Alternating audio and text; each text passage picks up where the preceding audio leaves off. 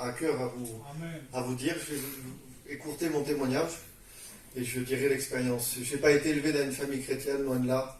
Moi, ce qui m'intéressait, c'était faire ma vie dans le monde.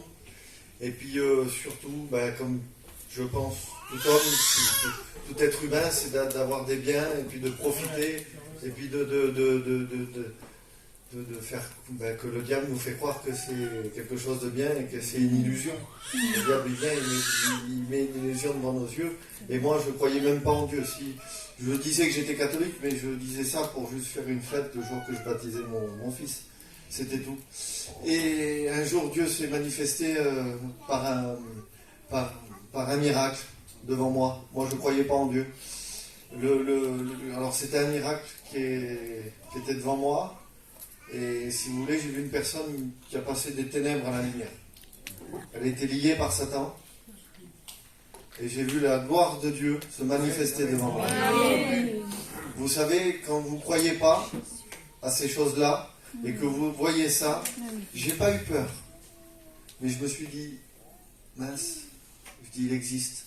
Pas le diable, lui. Et je me suis dit, mince, je vais vous dire pourquoi, à mon regret, c'est que j'aimais mon péché. Quand on aime notre péché. Mais quand on fait un face-à-face avec Dieu, c'est différent. On l'aime à lui. Parce que lui, il donne la paix, il donne la joie. J'ai passé par des problèmes comme tout le monde ici. Il y a eu des moments de deuil, des moments de tristesse. Mais lui, il a toujours été là. Là où il y avait des moments de deuil, le Seigneur était là. Si j'aurais pas eu le Seigneur, ça aurait été peut-être l'alcool ou les cachets, je ne sais pas. Mais je sais une chose, c'est qu'il a été là toute ma vie. Et vous savez, quand j'ai rencontré Dieu, c'était tout seul dans mon camion. Parce que vous pouvez voir des miracles, vous pouvez voir un paralytique marcher. Devant vous, c'est pas ça qui vous amènera à Dieu. Ce qui vous amène à Dieu, c'est de dire, Seigneur, j'ai besoin de toi. Je te demande pardon. J'ai rencontré Dieu, moi, dans mon camion tout seul. J'ai dit, Seigneur, je te demande pardon. T'as gagné. Parce que moi, je savais qu'il existait, mais j'avais un pied dans le monde, un pied dedans. J'ai dit, Seigneur, je te demande pardon. J'arrête de te combattre. Une présence est venue. Dans mon camion tout seul. J'ai commencé à sortir de la route, j'étais sur la route, je me suis mis sur une station et les seuls mots que j'ai pu sortir de ma bouche, c'était pardon. Moi qui croyais que j'étais, excusez-moi, mais quelqu'un de respectueux, de principe, une personne âgée venait, on me disait la chaise, on a tous été élevés comme ça. Et quand on fait un face-à-face avec Dieu, c'est totalement différent. Vous savez, je voulais en arriver là. J'ai été vers ma famille, j'ai fait beaucoup de visites vers ma famille, et un jour, ma tante, elle est venue vers moi, et elle me dit, j'ai quelque chose à te dire, et c'est des gens très très compliqués pour parler de l'évangile. Et j'ai dit, il y a un problème dans moi. Elle me dit, j'ai quelque chose à te dire. Et je comprends qu'elle allait me parler de Dieu. Je dis, dis-moi, tu veux me parler de Dieu? Elle me dit oui. Elle me dit quelque chose de personnel, et après elle vient, elle m'explique ce qu'elle a vécu avec sa sœur qui allait pour mourir. Excusez-moi du mot, pour les personnes qui sont en deuil. Elle allait pour partir, les docteurs l'appelaient. Lui dire, venez, votre sœur part. Elle était dans le coma. Elle dit, elle part dans quelques heures. Elle dit, on prend la voiture. Et elle dit, on va là-bas. Et quand on va à l'hôpital, du temps de prendre la voiture, tout ça, elle se réveille, ils nous mettent dans une salle d'attente, ils nous disent, restez là. Vous pouvez la voir dans quelques temps. On attend quelques heures, il dit je vais la voir, je vois ma soeur, quelqu'un qui devait mourir, elle revit. Je vous explique ça pourquoi? Parce que cette personne qui a été dans le coma, elle ne connaît pas Dieu, elle ne connaît pas la Bible, et elle ne connaît rien de tout ça. Et cette femme-là qui a été dans le coma, elle a averti sa soeur, ma soeur a dit j'ai quelque chose à te dire.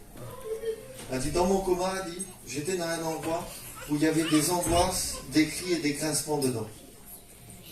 Et moi, quand elle me dit ça, je sais, moi, que cette femme, elle ne connaît pas la Bible. Et je sais que ma tante qui est là, elle ne connaît pas la Bible. Et je laisse parler. Je dis, t'as dit quoi? Elle a dit que c'était effroyable, que c'était pas beau à voir, que c'était ténébreux, qu'il y avait des angoisses, des cris. Mais elle dit, passé un moment, elle dit, il y a quelqu'un qui m'a pris par la main. Et elle dit, qui m'a amené sur un chemin. Et ma tante a dit à sa sœur, elle dit, dis-moi, elle dit, il était habillé comment lui? Elle dit, il était tout blanc, et dit, sur lui, il était rouge. Tout rouge comme ça. Et elle dit, qu'est-ce qui se passait là-bas? Elle dit, j'ai jamais vu des gens aussi... je pouvais pas voir les visages, mais je sentais qu'il y avait la paix, que c'était doux.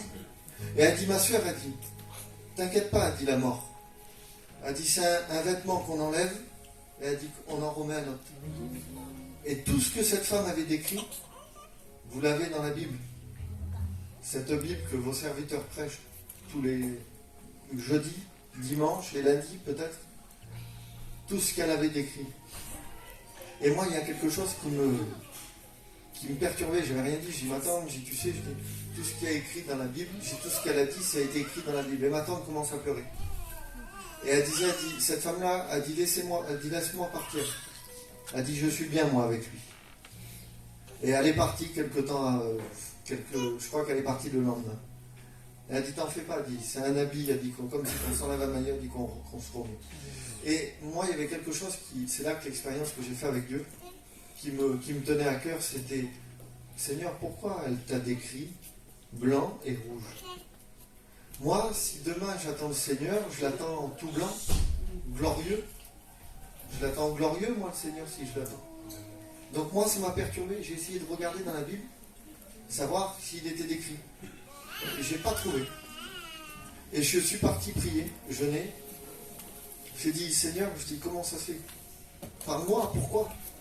Et je me suis assis, et j'ai pas prié. Et j'ai écouté la voix de Dieu me dire, tu sais pourquoi elle m'a vu rouge? Elle dit, parce que mon sang coule encore pour effacer les péchés.